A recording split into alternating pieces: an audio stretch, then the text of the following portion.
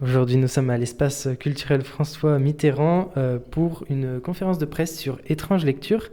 Nous avons la chance d'avoir de personnes qui ont accepté de répondre au micro de RLP. Est-ce que vous pouvez vous présenter, s'il vous plaît ? Marie Hansen, directrice de la bibliothèque départementale Dordogne-Périgord.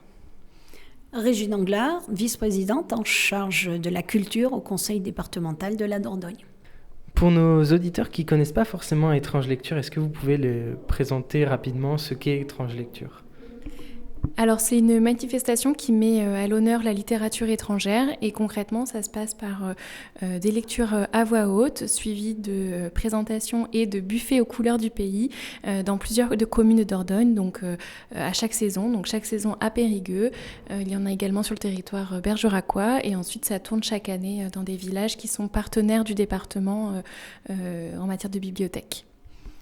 Et je pourrais rajouter que c'est vraiment un dispositif qui illustre complètement la politique culturelle du département en matière de lecture publique et d'action culturelle également, puisqu'on est vraiment sur une diversité de publics, ainsi que, au niveau des bibliothécaires et des âges et des lycéens et des collégiens, mais aussi par rapport au centre de détention de Neuvic et de Mozac, et également qui répond aussi à la volonté d'avoir une action culturelle et la culture sur tout le département.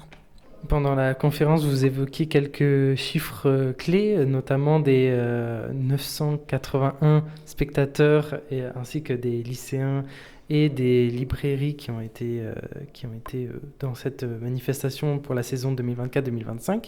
Est-ce que vous pouvez nous en donner quelques autres petits chiffres ?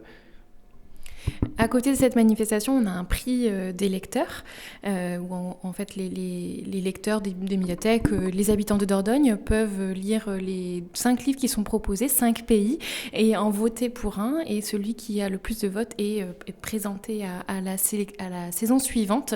Et c'est un prix qui fonctionne de plus en plus, puisque là on avait eu plus de 1000 votants cette année pour le prix qu'on a organisé, avec l'île des Ânes qui a remporté en fait le prix l'année dernière et qui sera programmé cet été.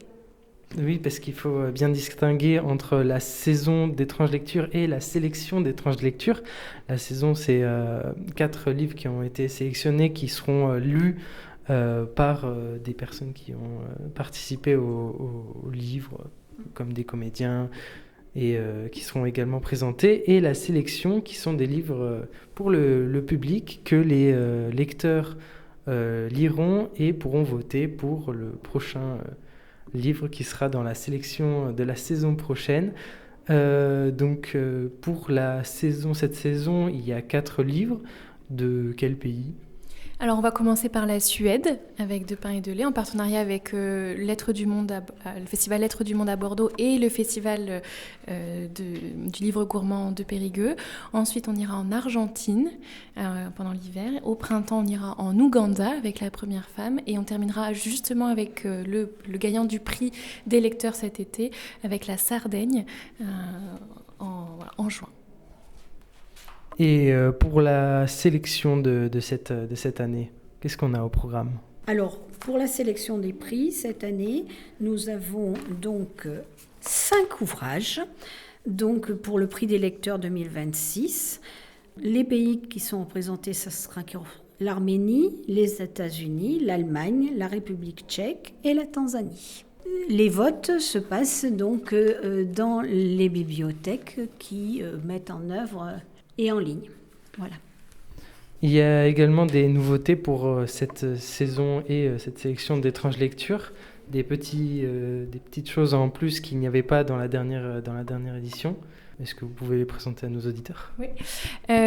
Alors déjà, on va avoir des partenariats avec le campus connecté de Bergerac, puisqu'ils vont animer le prix des lecteurs auprès des étudiants. On va aussi avoir des ateliers de traduction avec le lycée Maine de Biran sur la langue allemande.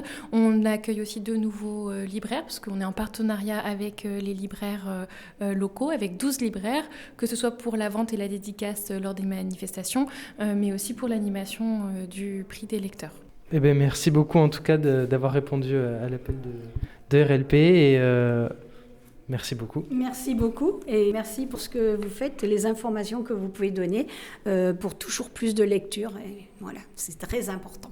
On invite nos auditeurs à aller lire ces livres et merci encore.